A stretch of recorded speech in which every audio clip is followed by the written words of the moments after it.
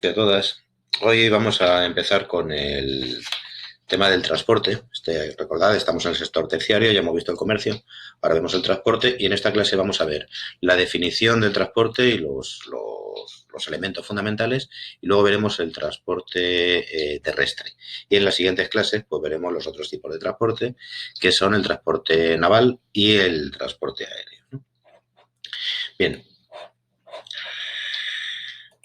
en primer lugar, lo que tenemos que tener en cuenta es que el transporte es una actividad fundamental dentro del sector servicios. Sin transporte, pues naturalmente no hay turismo, ¿no? Para que haya un transporte que sea posible, se necesitan siempre dos tipos de elementos. Necesitamos, por un lado, los medios de transporte. Y los medios de transporte pues son los trenes, son los coches, son los camiones o son los aviones o los barcos. Esos son los medios de transporte. Y luego necesitamos las infraestructuras. Las infraestructuras son los elementos que son necesarios para que funcionen los medios de transporte, es decir, las vías del tren, las carreteras, las estaciones o los aeropuertos. Es decir, necesitamos medios y necesitamos infraestructuras. Con esos medios y con esas infraestructuras tenemos los tres tipos principales de transportes que hay en el mundo y que os he comentado antes. El terrestre, que veremos ahora, el naval y el aéreo.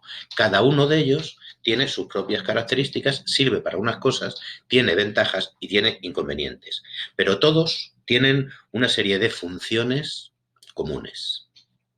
La primera función del transporte es una función económica, como he comentado antes. Por un lado, es imprescindible para el intercambio de productos. Tú puedes producir muchas cosas en tu país, en tu ciudad o en tu pueblo, pero si no las puedes transportar allí donde se necesitan, no las vas a vender. Es más, las materias primas que tú necesitas para producir te las tiene que traer un medio de transporte. Y claro, es fundamental ahora mismo en este mundo globalizado en el cual materias primas de un sitio, componentes de un sitio, viajan a otro o las empresas, como dijimos en su momento, se deslocalizan y tienen las fábricas en un sitio, pero venden sus productos en otro. Eso solo es posible gracias a esta red de transportes que tiene una función enormemente importante dentro de lo que es la economía, ¿no? Bien, la segunda función que tiene la red de transportes es una función social, es decir, pone en contacto a unas personas con otras. Una sociedad no se puede desarrollar plenamente si sus integrantes y sus miembros y las personas que viven en esa sociedad no se pueden mover de un sitio a otro dentro del territorio pues para compartir experiencias o para ver a la familia o a los amigos o para buscar un trabajo o para dentro de una misma ciudad, fijaos, como, pues qué sé yo, como puede ser Madrid, no se puede entender una gran ciudad sin una red de transportes que facilite los contactos sociales. Tú no puedes ir andando de un extremo a otro de Madrid a ver a tus amigos, ¿no? Y ya a un nivel mundial, pues permite el intercambio de culturas, la llegada de productos de otros sitios exóticos, pues qué sé yo, de libros, etcétera, etcétera, ¿no? Bien. Y por otro lado, tiene una función política fundamental. Una buena red de transportes dentro de un país o de un territorio, lo que hace es que vertebra, fijaos qué palabra, vertebrar, es como ponerle vértebras, ponerle un esqueleto, ¿no? Vertebra el territorio. Esto quiere decir que lo une más políticamente. Un país, un Estado que no tenga una buena red de transportes siempre va a tener territorios que se le escapan, donde no llega la policía, donde no llega, qué sé yo, Hacienda, donde no llega el gobierno, porque es un territorio que lo tienes ahí al margen porque no tienes transportes, ¿vale? Entonces, un país bien organizado, un país bien vertebrado, necesita de una buena red de transportes. Favorece el control político del gobierno. Y a la vez hay infraestructuras de transportes que también aumentan la importancia, por ejemplo, geoestratégica de un país o de un territorio, como por ejemplo el canal de Suez o como por ejemplo el canal de Panamá. Son sitios muy importantes que son nudos de transporte mundial y que, claro, el país donde están pues cobra una importancia muchísimo mayor, ¿no? Fijaos, funciones económicas, la más importante, función social, función política. Sin transporte pues no hay nada, no hay progreso, ¿no? Bien, hemos estado hablando de las infraestructuras, pero claro, los puertos, los aeropuertos, las carreteras, todo eso junto forman lo que se llama una red de transportes. La red de transportes tiene siempre dos elementos fundamentales, que son los nodos y los ejes. Un nodo sería esto que tenemos aquí dibujado con circulitos, que es un sitio donde convergen determinadas redes de transporte. Normalmente es una ciudad y suele ser, cuanto más importante es la ciudad, pues es un nodo más importante. Y las líneas, los ejes, son las redes de transporte que unen dos nodos, por ejemplo, dos ciudades. Aquí tenéis un ejemplo de un eje aislado. Esto sería una serie de poblaciones, probablemente, en las que realmente solo hay dos nodos, que están conectados entre sí por un eje simple. Esto es de una zona pues muy poco poblada, muy poco importante económicamente, una zona atrasada. Esto sería una red poco estructurada. Fijaos que tenemos 2, 4, 6, 7 posibles nodos, pero solamente 1, 2, 3, 4 y 5 están conectados y encima están mal conectados porque este, por ejemplo, de aquí no está conectado directamente con este, fijaos. Entonces sería una red poco estructurada. Y esto sería una red ya muy, muy estructurada. Tenemos que todos los nodos, que son los mismos que aquí, si os dais cuenta, y que aquí, están interconectados. Evidentemente, tiene que haber conexiones principales, como veis, esta de aquí, este es un eje principal que conecta tres nodos y luego hay ejes secundarios, pero si os dais cuenta, todos ellos están interconectados. Y esto favorece el desarrollo económico, el desarrollo social y el desarrollo político. Aquí tenéis un ejemplo de una red de transporte densa, que sería, en este caso, Bélgica, os he seleccionado, ¿no? Como veis, prácticamente todos los nodos están conectados, muy, muy, muy potente, de una manera muy potente, muy interconectados con vías importantes y con vías secundarias. Pero es una red de una densidad enorme, ¿no? Sin embargo, aquí tenéis la red de transportes de Australia. Os he elegido también un país desarrollado para que no parezca que estamos solo con países muy, muy poco desarrollados, ¿no? Australia es un país desarrollado, pero tiene una peculiaridad y es que es enorme por un lado y por otro lado gran parte de su territorio es desierto, por lo tanto hay pocos nodos. Entonces tenemos aquí una red principal de comunicaciones, pero que es muy poco densa. Las redes de transporte pueden ser de varios tipos según estén colocados, ¿no? Por ejemplo, esta es una red radiocéntrica y es la red de transportes española. Normalmente tiene motivos históricos. En este caso, pues fijaos, aunque muchas de las carreteras españolas parten de las antiguas calzadas romanas, que eso es otra historia, prácticamente todas las comunicaciones de la península de España parten de Madrid, que es el gran eje. De hecho, Madrid se encuentra al kilómetro cero de las carreteras. Probablemente algunos lo sabréis, está en la Puerta del Sol. Hay una baldosita en el suelo que se puede pisar, ¿no? Entonces, fijaos, las vías principales tradicionalmente han salido de Madrid. Esto es la manera que tenía, en su caso, la monarquía de controlar el gobierno, el Estado, de controlar o de intentar llegar a todos los territorios. Esto ocurre en muchos países. Esto es una red radiocéntrica. Se sale del centro. La ventaja es que el acceso al centro pues es relativamente fácil, ¿no? Es casi inmediato. La desventaja es que, claro, de una red como este tipo, está un poco más desarrollada de lo que parece aquí, que claro, tú no puedes ir con facilidad, pues qué sé yo, desde Badajoz a Huelva. En teoría, si solo existieran estos caminos, que son los principales, tendrías que irte a Madrid, ¿no? Lo cual ocurre, por ejemplo, con vías de tren, ¿no? Esto, sin embargo, es la red de transportes de Estados Unidos y tiene otras tipologías distintas. Mirad, en el centro es una red de tipo cuadrangular, con, como veis, líneas de norte a sur y de este a oeste que dibujan cuadrados. Esto es porque esto es una zona muy poco poblada y lo que interesaba era cubrir la mayor parte del territorio con carreteras rectas y ahorrando de esta manera, pues, carreteras innecesarias, ¿no? Sin embargo, en zonas más pobladas como aquí y como aquí, es decir, en el este y en el oeste, ya nos vamos a una red anárquica que no tiene un centro determinado. ¿Vale? Sí, tenemos aquí centritos que corresponden con las ciudades más importantes, pero en general, como veis, la red llega un poco a todas partes. Es muy diferente de la red de transportes española, por ejemplo, y de otros muchos países europeos como Francia. Bien. El transporte actualmente, hoy día en el mundo, tiene una característica que consiste en que es un transporte intermodal. Es decir, es difícil ya realmente, salvo a un nivel local, qué sé yo, de Cádiz a Sevilla, que se utilice solo un medio de transporte. A nivel mundial se utilizan diferentes medios de transporte para una misma mercancía. Es muy fácil que el móvil que seguramente ahora tenéis encima de la mesa, pues haya hecho un viaje que haya implicado varios medios de transporte. Es seguro, vaya. Probablemente habrá venido en barco hasta una terminal portuaria, hasta un puerto, donde en ese puerto lo hayan metido en camiones. Ese camión haya llegado hasta una distribuidora y esa distribuidora, esa tienda, os lo haya vendido a vosotros. Aquí tendríamos un ejemplo de transporte intermodal. Un contenedor que llega al puerto de Algeciras, por ejemplo, y en el puerto de Algeciras se meten en camiones o en trenes. Imaginaos un contenedor que llega con un barco a un puerto, del puerto se mete en un tren, el tren lo lleva hasta una ciudad y en esa ciudad se monta en camiones que lo llevan hasta ciudades más pequeñas. Eso sería un ejemplo de transporte intermodal que implicaría tres. Puede implicar también aviones en su caso. Bien, aquí tenéis un ejemplo, una estación de contenedores, un ejemplo de transporte intermodal. Esta es parte, solo parte de la estación de contenedores del puerto de Hamburgo, uno de los puertos más importantes de Europa, donde tenéis un barco portacontenedores que está siendo descargado. Estos contenedores se van a meter en trenes que se van a llevar a la ciudad de Hamburgo, a la ciudad de Berlín directamente, o a París, y allí serán distribuidos ya en camiones para llevarlos a otros sitios. Este es el transporte actualmente, ¿no? Bien.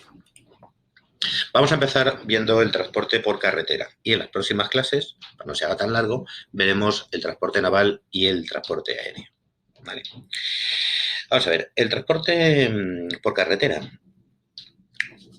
se vincula normalmente al automóvil, al coche, pero también implica naturalmente el camión y el autocar, ¿no? Es el más utilizado para los desplazamientos de personas y también es muy utilizado para desplazamiento de mercancías.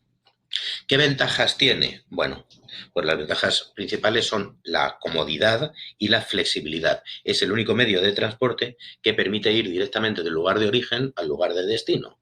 Yo me quiero ir a Madrid, cojo mi coche y voy desde mi puerta de mi garaje en Cádiz hasta la puerta de mi casa en Madrid. Sin embargo, si voy en otro medio, no es tan inmediato. Si voy en avión, pues tendré que irme a Jerez a coger el avión, luego irme hasta Barajas y desde Barajas pues, coger otro medio de transporte. Es más rápido, pero no es puerta a puerta, que es la ventaja que tiene el transporte terrestre, el transporte por carretera en general, ¿no? Ahora bien, también tiene problemas. Vamos a ver primero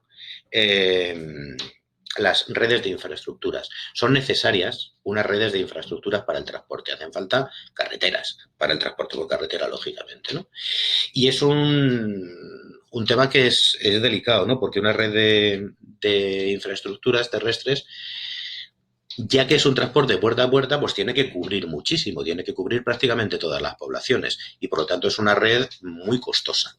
Aquí os he puesto un mapa de carreteras de la provincia de Cádiz, por ejemplo, donde podemos ver las diferentes infraestructuras que tenemos nosotros aquí, ¿no? Tenemos, por ejemplo, autopistas, como esta de aquí, que ya sabéis, son 2 carriles al menos para cada lado, con arcén, algunas son de peaje, que hay que pagarlas porque son de una empresa privada, otras son no se pagan porque las construyó el Estado en su momento o porque las ha recogido el Estado y son las vías de comunicación, digamos, principales. Luego están las autovías, que son parecidas a las autopistas en cuanto a que tienen 2 carriles por cada sentido, pero son más estrechos, el arcén es más estrecho y tienen menos áreas de servicio y la velocidad a veces está más controlada, en fin. O más restringida y esas son, por lo menos en España, son todas gratuitas y son también del Estado. Aquí tenemos en rojo las carreteras nacionales.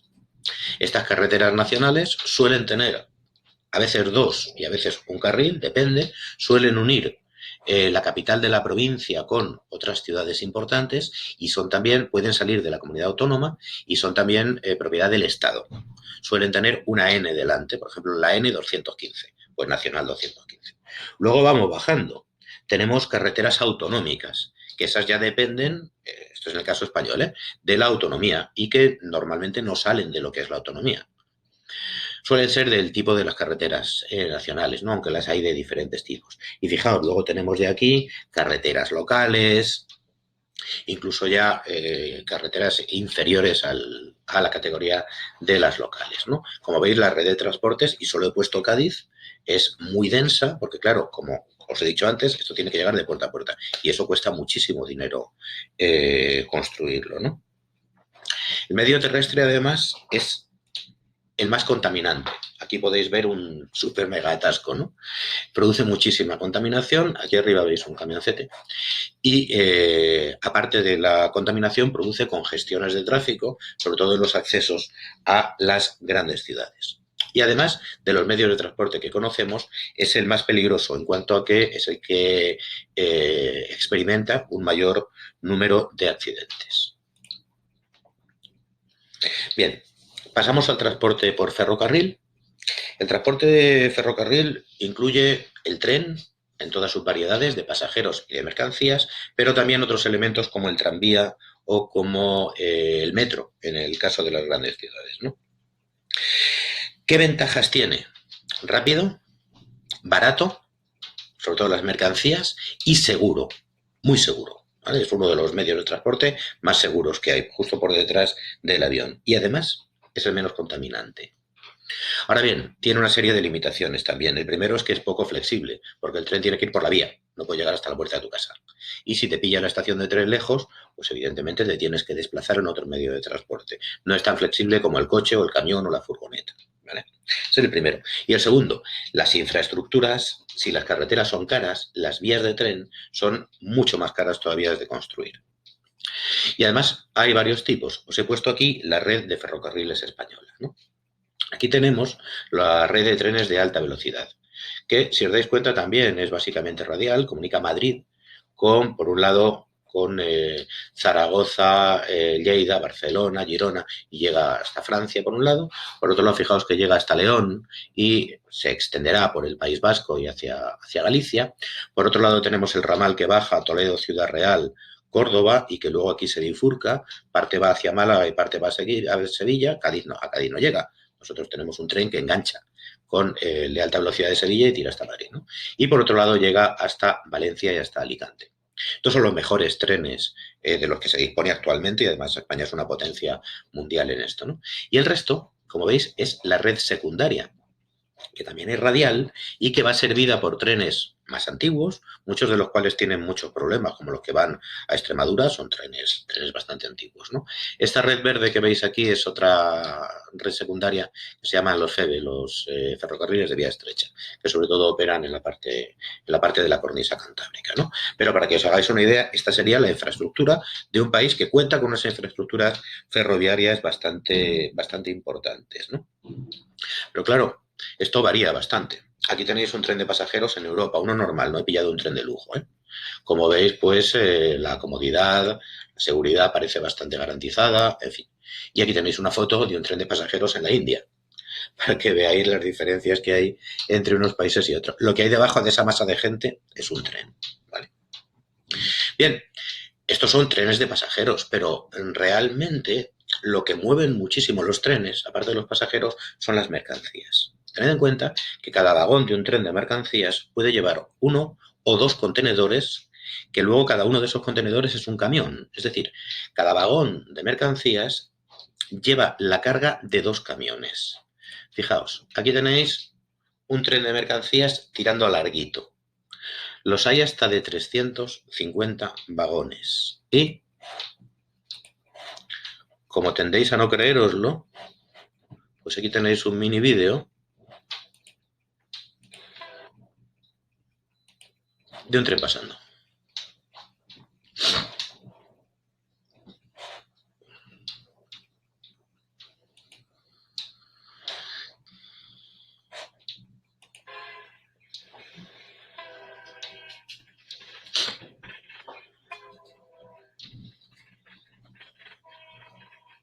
Si queréis podéis liaros a contar vagones, yo no lo voy a hacer, así os vais relajando un rato. Cada uno de esos contenedores son dos camiones. Imaginaos que este tren tiene 350 vagones y lleva un maquinista, un conductor y otro señor que pasaba por allí. Entre 3 o 4 personas están llevando ese tren, el equivalente a 750 camioneros. Aquí veis plataformas vacías, puede que las hayan descargado en otro sitio, puede que directamente no se llenaran, pero no os preocupéis que todavía hay más tren, ¿eh? Podéis aburrir. Aquí ya vienen, se ve claramente que son, en cada plataforma van dos camiones, pero de los grandes, no camioncitos, ¿no? podemos estarnos así un rato largo.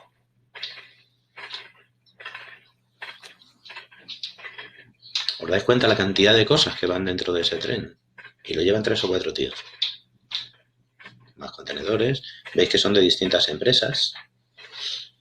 ¿Qué va a pasar luego con esos contenedores? Esos contenedores van a llegar en la estación, que tiene que ser grande, a una estación de contenedores, un parque de contenedores, donde todos ellos son descargados por una grúa gigantescas y colocados ya directamente